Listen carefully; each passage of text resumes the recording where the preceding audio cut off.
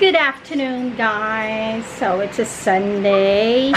Oh my God, past 4 na pala. So, 5:30 na naman nila kasi ba. Anyways, bagong groom ang mga babies. Hello, hello, hello, hello, hello.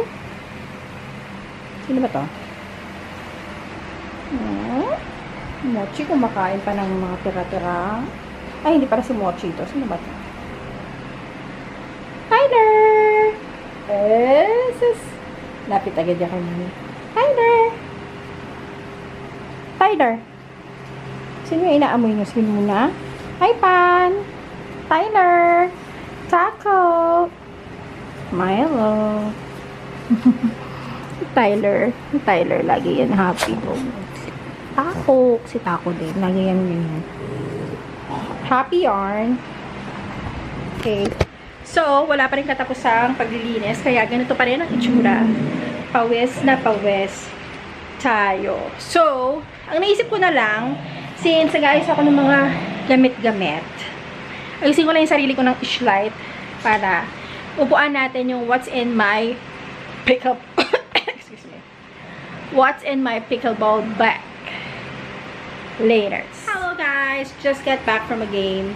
So, dapat i-film ko to bago mag-game. Pero, nag-game na muna kami. So, our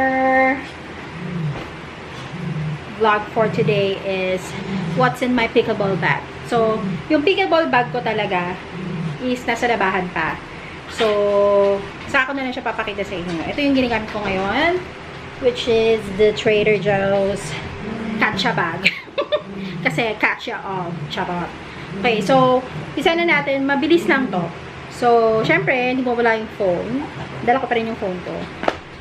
Then, my pickleball, which is Anflexi. Ganito siya. It's a white Anflexi titanium 16mm. Yeah. So, merong bola and more balls. So, ito, iba naman yata yung ibang kulay naman siya. Yan. So, may indoor, outdoor, bola. And then, towel. Ito yung ginamit ko kanina. Then, extra shirt. Fan. Katulad kanina, nagpapatuyo pa ako ng buhok. Tsaka minsan ba, sobrang init kasi hapon kami naglalaro. Then, pagkain. And then, meron ako ditong maliit na pouch. Ang laman niya lang is yung, para pag pinapawisan kayo, wristband. Yan. Tapos, dito ko muna nilagay yung, yung aking keychain. Kasi nga, nilalaban yung totoong bag ko. Tapos, yung eraser ng Enflexi. Hindi ko pa nagagamit, diba? So, eme pa siya. Tapos, meron din tayo ditong pang toiletry. You know naman me, kailangan may pang toiletry. So, ang pang toiletry is tissue, wet wipes, alcohol, yung pang drop, which is from Saint Smith. Tapos, hand wash from Saint Smith. Tapos, meron ako magnesium oil, just in case lang pag may pinupulikat, whatsoever, magnesium oil. So, ito yung pang toilet cover, toilet seat cover. Extra, wala lang, extra paper, and, napkin. Para kung halimbawa man, datnan, sa hindi inaasahang oras, ready pa rin siya. So, yun ang laman nitong pouch na to. So, aside from this, may isa pa akong pouch, which is, ang laman niya is, may, yung parang goggles, pero pang protection ng eyes pag naglalaro. Hindi ko pa ito nagamit, pero nilalagay ko na din just in case. Tapos, meron ako ditong dalawang knee support na yun to siya. Para tela lang siya, tapos meron siyang elastics dito na yun yung binabalot mo sa tuhod. Para sa tuhod yan actually. Yan. So may mga times naglalagay ako niyan pag feeling ko, may parang something lang in support sa mga ano. Kasi, minsan may mga takbo ka na hindi na tayo bata, may mga takbo ka na hindi mo inaasahan. Yun. Ito yung sa elbow, para sa elbow, kasi minsan masakit. Kailangan pag nakakaramdam ka ng sakit, supportahan mo na girl. So, meron din akong binili na ganito. Wait, what's that? So, ito pang, dito rin siya. Pang elbow din siya. Dalawa to. Yan. Tapos, ito, para sa, ano din to parang ni support parang ni compress eme din. Magkaiba kasi siya. Ewan ko ba't yung bumili ako, hindi ko alam kung isang medium, isang large yung binili ko. Kasi minsan yung mga elastics, diba, minsan, hindi, hindi swak dun sa ano mo, sa legs mo. Kasi may times, kahit sabihin mong large, kasi akala mo malaki yung pata mo. Pero pag ginanon mo, dahil large siya, wala na siyang compression. So, dapat kahit paano may compression. Para merong support. Actually, ito yung ginagamit ko talaga ng una. Yung nirarap lang siya. Pero, kailangan ko nito.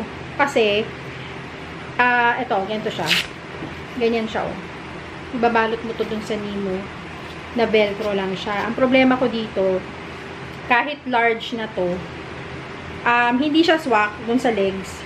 So, minsan natatanggal siya. Kaya, nilalagyan ko muna nito sa ilalim. Tapos, ito. Yun. Ito naman, literal, binabalot mo lang talaga sa tubo. Yan. So, ito yung mga support system. Support system talaga. Yan. So, yun ang laman ng aking mga pouch. Kaya nagagalit sa akin si John. Sabi niya, dami na naman ng bag mo. Pati pickleball, mabigat ang bag mo. Siyempre, alam mo na, para pagka aming mga kailangan, andyan na, shoot ka na. Yun na! Wala na siyang laman. So, that's it.